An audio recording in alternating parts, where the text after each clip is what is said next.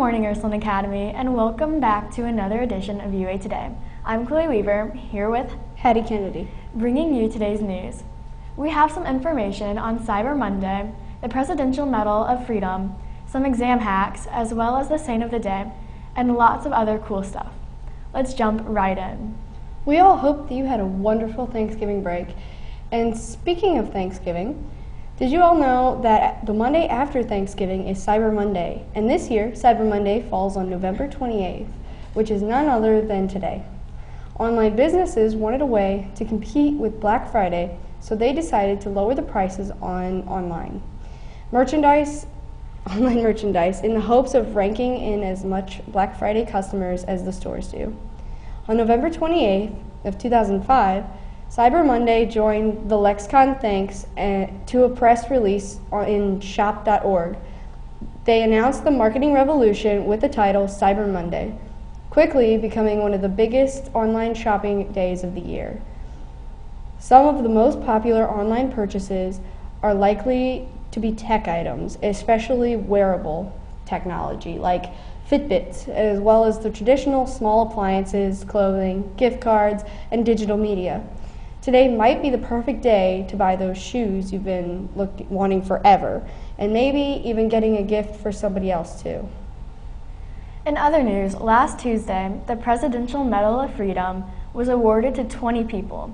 This award is the nation's highest civilian honor, presented to individuals who have made especially meritorious contributions to security or national interests of the United States, to world peace, or to cultural or other significant public or private endeavors. We aren't going to name them all, but here's some information on a few you may not have known about. First up is Margaret Hamilton. She led the development of onboard flight software for NASA's Apollo moon missions. She is most famously pictured next to her handwritten code used for the missions. Margaret had a 4-year-old daughter during her Apollo work while only being 24. She is considered one of the founding women in the computer science and engineering. Many say without her, the U.S. would not have won the space race. After her time at MIT and NASA, she went on to found and lead multiple software companies and is still going strong today. You probably know a little bit more about this recipient. She is known for her time in the group of the Supremes as well as her career. Diana Ross's career is over 4 decades long. The Supremes were the first U.S. group to ever have 5 songs in a row reach #1, as well as becoming the American vocal group with the most Billboard chart toppers in history. Diana Ross has also won a Golden Globe, a Tony, and several American Music Awards. She was inducted into the Rock and Roll Hall of Fame in 1988 as a part of the Supremes, and she was presented with BET's Lifetime Achievement Award in 2007. On a much yummier note, today is National French Toast Day. French toast has been around since the 4th century Rome. Stale or leftover bread was often used so that it wouldn't go to waste. This delicious breakfast food spread through Europe in the Middle Ages. It's also called eggy toast, Bombay toast, German toast, gypsy toast, Pain Perdue, and Spanish toast. Today's saint of the day is Saint Lucy. She was born into a wealthy and Christian family. She made a vow to herself and to God at an early age to never get married. Her mother pressed her to marry a wealthy pagan man after Lucy and her mother went on a pilgrimage to St. Agatha's tomb. Lucy's mother agreed to let her live a life dedicated to the Lord. Her bridegroom was not as thrilled about this decision. He told the governor of Sicily that she was a Christian. When the guards came to take Lucy to the governor, they found her filled with the Holy Spirit. She was so heavy that they could not move her with oxen. Because they could not move her, they gouged her eyes out. However, she was still able to see. This is why she is often pictured with her eyes on a golden platter. She was stabbed through the throat and later died in 304. She is known for being the patron saint of the blind as well as eye disabilities. Your life isn't nearly as hard as St. Lucy's, but with exams coming up, you might just feel that way. Here are some exam hacks to make your life a little easier. But first, here's a video starring some of UA staff giving you some advice on study strategies.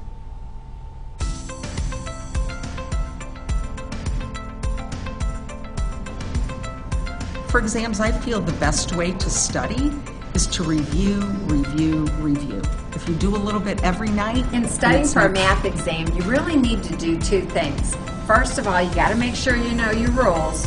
So go ahead and collect those. Get those maybe on one sheet of paper. And then you need to do the reviews, because most of the math teachers I know give an exam review. So make sure you do a good job with that. A third thing I would suggest is pulling your old tests. That will give you even more practice problems that you can use. So doing all that, you should do well on your exams, and good luck to you. I believe the way we need to study for exams in English includes not waiting till the last minute, which sometimes people do. I think it's gathering all the information you've discussed, any quizzes, any tests, and starting to look at them and review them. Forming study groups with people who can help you go over the information would be effective. And if you have to write essays, it's important to perhaps, if your teacher gives you study guides, to go over them and plan the essays out so that you're ready to go with evidence from the text. That's how you study for English. All right, so here are some of my tips to studying for a social studies exam. The first thing I think that you need to do is plan accordingly and make sure that you have several days to study for your test. You should utilize any resources that teachers give you. For example, study guides, and try to target topics that are unclear. Once you have figured out which topics that you need to work on, then when you have a study session, you should set clear goals about what you want to achieve during that study session, and also have a way to determine if you met those goals or not. The next time that you study, you should go back to those goals and make sure that you remember what you learned in that study session.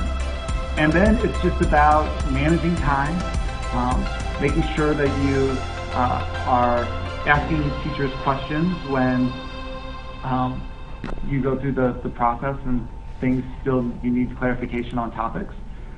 And then I think that it's always important to get a good night's sleep.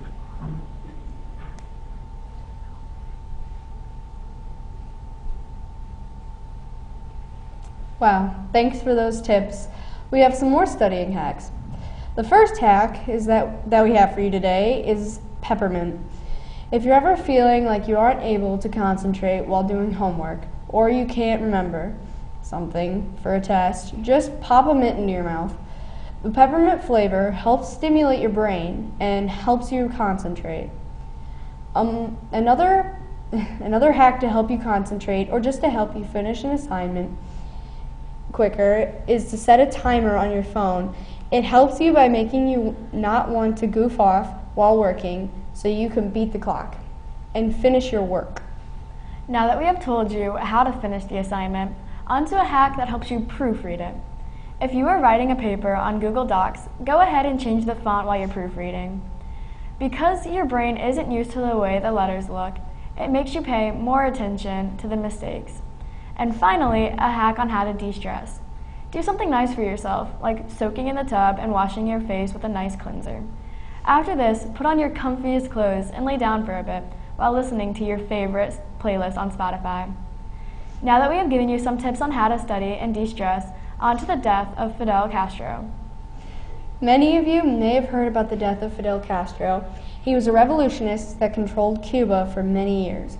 In 2006, he fell ill and handed leadership over to his brother, where he remained, still helping with the government, but not being the face of the country. He was known for being brutally honest, and he fought for Latin American independence in the 19th century. And when asked about his response to Ronald Reagan calling him a ruthless militant, he said, "If being a dictator means governing by decree, then you might use that argument to accuse the Pope of being a dictator." Castro died at age 90 on November 25th. Thank you to Lily Summers, Campbell Kennedy, Olivia Tallow, Ava Apteyev, and Miss Lang, our team behind the camera. Thanks for tuning in. I'm Chloe Weaver. And I'm Hattie Kennedy, reminding you to make the most of your day.